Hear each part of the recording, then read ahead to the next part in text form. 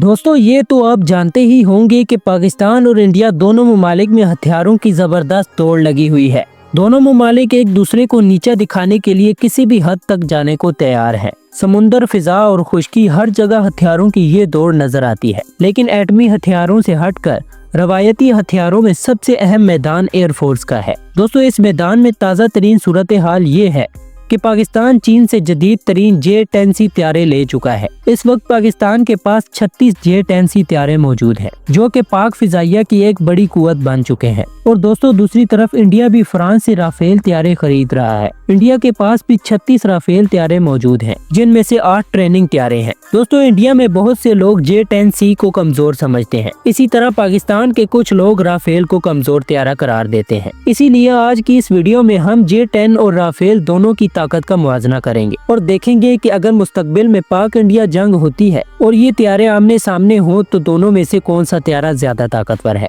दोस्तों J-10C और Rafale का मुकाबला करते हुए एक बात माननी पड़ेगी कि दोनों अपने दौर के इंतहाई जदीद तरीन त्यारे हैं। ये त्यारे लड़ाका त्यारों की 4.5 जनरेशन से ताल्लुक रखते हैं, जो कि 5वीं जनरेशन के बाद दुनिया की सबसे ताकतवर त्यारे माने जाते हैं। ये त्यारे जदीद तरीन electronic systems, engine, radar, missile और दीगर टेक्नोलॉजी पर मुश्तमिल है। दोस्तों J-10 को चाइनीज इदारे CAC ने तैयार किया है, जबकि राफेल को फ्रांस के लड़ाका त्यारे बनाने वाली कंपनी डिसाल्ट एविएशन ने तैयार किया है। दोस्तों ये दोनों त्यारे मल्टी रोल फाइटर जेट्स हैं, यानी दुश्मन के त्यारे को मार गिराने के साथ साथ जमीनी टारगेट को भी तबाह करने की भरपूर सलाहियत रखते हैं। दोस्तों अगर देखा जाए इन दोनों की रफ्तार और बुलंदी को, तो J-10 2200 किलोमीटर फी घंटा की रफ्तार से हवा में उड़ सकता है और राफेल 2223 किलोमीटर फी घंटा की रफ्तार से उड़ सकता है, यानी राफेल की रफ्तार J-10C से थोड़ी ज्यादा है। दोस्तों J-10 56,655 फुट की बुलंदी और राफेल सिर्फ 50,000 फुट की बुलंदी तक उड़ सकता है, यानी J-10 राफेल के मुकाबले में ज्यादा बुलंदी पर उड़ सकता है।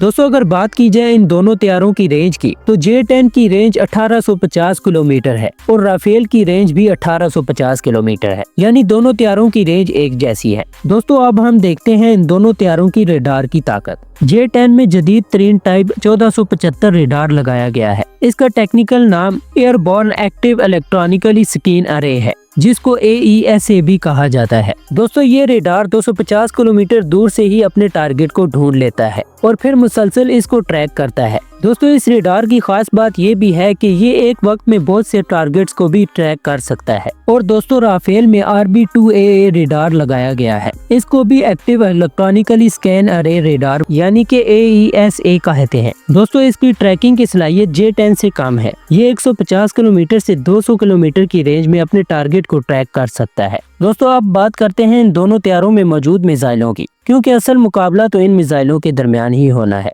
दोस्तों J-10 में 4 तरह के मिसाइल होते हैं, जिनमें PL-15 है जिसकी रेंज 300 किलोमीटर है। फिर आता है PL-12 जिसकी रेंज 70 से 100 किलोमीटर है। इसके बाद आता है PL-10 जो कि एक शॉर्ट रेंज मिसाइल है जिसकी रेंज सिर्फ 20 किलोमीटर है। इसके अलावा PL-8 मिसाइल है जिसकी रेंज भी 20 किलोमीटर के करीब है। और इसके मुकाबले में राफेल में मैटवर, मेका और एराम मिसाइल नस्ब है। मैटवरल की रेंज 120 से 150 किलोमीटर है और मेका और एराम की रेंज 30 किलोमीटर है। दोस्तों J-10 और राफेल दोनों में ही ये खासियत है कि ये दोनों किसी भी रेडार को धोखा देने की सलाहियत रखते हैं। दोस्तों इस मैदान में भी J-10 की सलाहियत राफेल से बेहतर है। J-10 की बॉडी पर ऐसी कोटिंग की गई है जिसकी वजह से इसे रेडार पर देखना ज्यादा मुश्किल है। राफेल के लिए भी इसको डिटेक्ट करना आसान नहीं होगा। दोस्तों ये वीडियो देखने के बाद आपको क्या लगता है कि J-10 और राफेल में से ज्यादा बेहतर और ताकतवर त्यारा कौन सा है? कमेंट में लाजमी बताएं। वीडियो को लाइक करें, चैनल को सब्सक्राइब करें और बेल आइकन को दबाएं ताकि ऐसी और दिलचस्प वीडियो सबसे पहले आप तक पहुंच सकें।